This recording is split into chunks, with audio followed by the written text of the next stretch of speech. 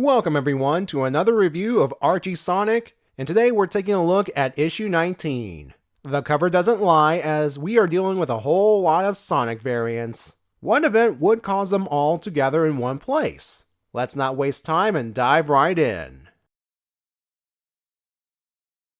Our story begins with a familiar looking portal opening up in front of the Freedom Fighters. From it emerges a Sonic in a leather jacket. Not the evil one from issue 11. This Sonic is half robotic. Sonic tells Sally his experience traveling along the cosmic interstate and winding up in the reverse universe where he met his evil counterpart. Since then, Sonic must have read up on the multiverse, as he explains that there could be many different versions of Mobius, each with the possibility of its own Sonic. Cyborg Sonic chimes in, saying he's from a darker version of Mobius, one in which Robotnik transformed the Freedom Fighters into cyborgs. That proved to be Robotnik's biggest mistake, as the cyborg Freedom Fighters decimated his forces. As a last-ditch effort, Robotnik subjected himself to his own roboticizer, and with this new strength, he dealt with the cyborg Freedom Fighters. Cyborg Sonic managed to escape, and is traveling along the cosmic interstate to gather allies because the new dangerous Robotnik is now set on taking over the multiverse. Sonic is immediately on board with Cybersonic's plan, and after several hundred trips through the cosmic interstate, we soon have a stadium full of Sonic variants. No two are alike. Some are dressed like superheroes, while others have chosen occupations ranging from normal to the fantastical. If you want to pause the video to get a good look at these alternate Sonics, go right ahead. Otherwise, we'll move on. Sonic Prime, aka R-Sonic, tells his variants about Robotnik's conquest of Cybersonic's universe, and starts rallying them to do something. Hold on, shouldn't Cyborg Sonic be on stage too? It is his Robotnik after all. Speaking of, Robotnik arrives with an army of shadow SWAT bots ready to attack Mobius. Our Robotnik, who's watching the invasion, cannot stand the fact that someone else is planning on taking over his world, even if it's another version of himself. He sends his own SWAT bots to attack the shadow bots, and it gets messy. One the young ones can fix by cutting into their comic and putting together their own SWAT bot and shadow SWAT bot. I will not be doing that, of course. Besides, the next panel reveals that regular Robotnik won the fight and tells his alternate self to get lost. Robotnik vows to return before disappearing. Before the Sonics gang up on Robotnik, he convinces them that Robotnik won't give up that easily, and they must work together to stop him. Wait a minute, what were the Sonics doing while the SWAT bots were fighting each other? Before getting down to business, Hulk Sonic wants to smash all by himself, since he's the biggest and strongest. Four smaller Sonics, on the other hand, prove it's not just about smashing your opponent. With that settled, Robotnik believes his darker counterpart would find something that could destroy everyone, and that something is the Giant's Hand, a weapon of great power located in the cosmic interstate's neutral zone. Sonic then leads a couple dozen of his variants through the portal to go grab it. But in typical Robotnik fashion, the main one plans to betray everyone by nabbing the Giant's Hand for himself. Robotnik views all this and decides to fight fire with fire by summoning his own Sonic to help him. Specifically, a Sonic in a leather jacket. And yes, this one is Evil Sonic. The Sonic Squad heads along the interstate with Sonic Prime using Robotnik's map to guide them. Though the map indicates that the neutral zone is not on any known path. Sonic takes a leap of faith based on the map's direction, and instead of falling to his doom, he ends up on an invisible path among a colorless void. The other Sonics follow, and if you don't like the Sonics without color, you have the option of grabbing some crayons or colored pencils and provide the colors yourselves. I won't be doing that either. Besides, I kinda like the colorless void.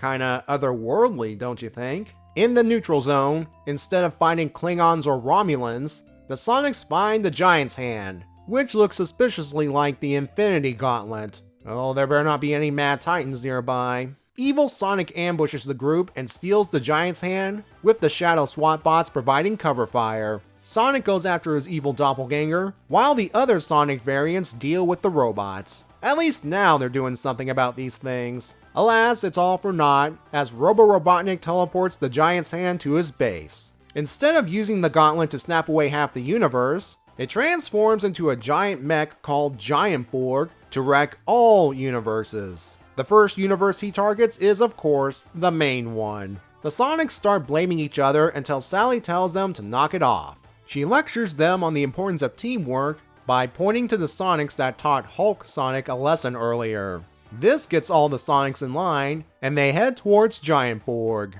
Like Hulk Sonic, while the machine is big and powerful, it's also a bit slow. As Giant Borg lifts its leg to prepare a stomp, all the Sonics take advantage of it being off balance and spin dash into it, tearing it and Robotnik to pieces. Cyborg Sonic takes the head and heads back to his universe. Robotnik's amazed that Giant Borg's pieces resemble jigsaw puzzles and hopes to reassemble Giant Borg for himself, although that's squashed as he remembers he's surrounded by hundreds of Sonics, so he leaves empty-handed. To prevent Robotnik or anyone else from using Giant Borg, each of the Sonics take a piece of it as a souvenir before heading back to their own universe. The issue formally establishes the Sonic Multiverse, first teased in issue 11. On the surface, when you look at these Sonics, it's a nice visual treat for the young ones and comic nerds. A bit of a Where's Waldo thing. Oh, this Sonic is a wizard. This Sonic dresses up like Batman. This Sonic is on fire like the Human Torch. Hedgehog Torch? And so forth. When you dig a bit deeper though, all of the Sonics, the majority of the Sonics, are heroes, presumably fighting their version of Robotnik in their home dimensions. This issue showcases what happens if one of those stories intrudes into the main universe. In this case, it's a universe similar to the main one until the following deviations. Robotnik deciding to turn the Freedom Fighters into Terminator-like cyborgs, which would explain Cyborg Sonic's leather jacket, and Robotnik roboticizing himself to fix his big mistake. This implies that Robotnik, pre and post transformation, is sicker than his main counterpart. Rather than roboticize his Freedom Fighters, he sliced open their insides and replaced them with machinery. Admittedly, we learn later the main Robotnik did similar sick things in his early days, but the key difference is he did not have the roboticizer yet. Now, I'm aware of Eggman employing the cyborg technique down the line as an alternative to robotization, but that's far in the future. Post-transformation, Robotnik was no longer content on conquering his universe. He wanted everything. Heck, the reason he transformed in the first place was, out of desperation, he wanted the power to crush his enemies. For him, experiencing true victory is like an addiction. He has to keep attacking all versions of his arch enemy to satisfy his fix. You know it's bad when the main Robotnik has to team up with the Sonics in order to stop him. And this was years before the modern Sonic games would have the heroes and villains team up to stop a bigger threat on a semi-regular basis. Of course, like in the games, the alliance is temporary, and the two sides go back to their old ways in the end. Despite that, Robotnik was key to understanding his doppelganger's plan, and knows where to find the giant's hand.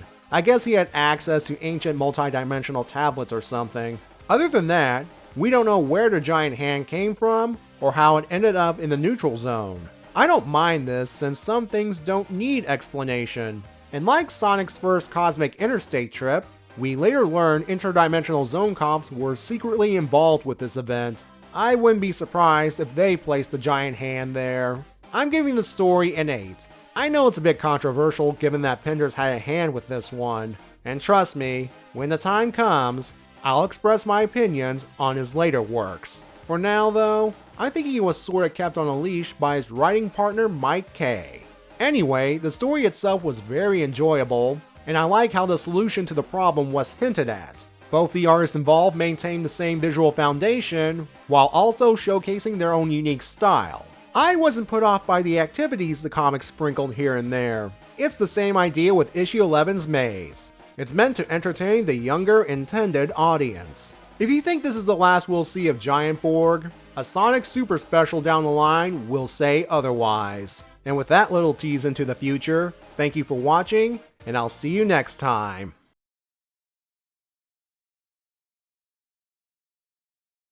Who knew Giant Borg was made up of jigsaw pieces? Personally, I'd prefer Legos.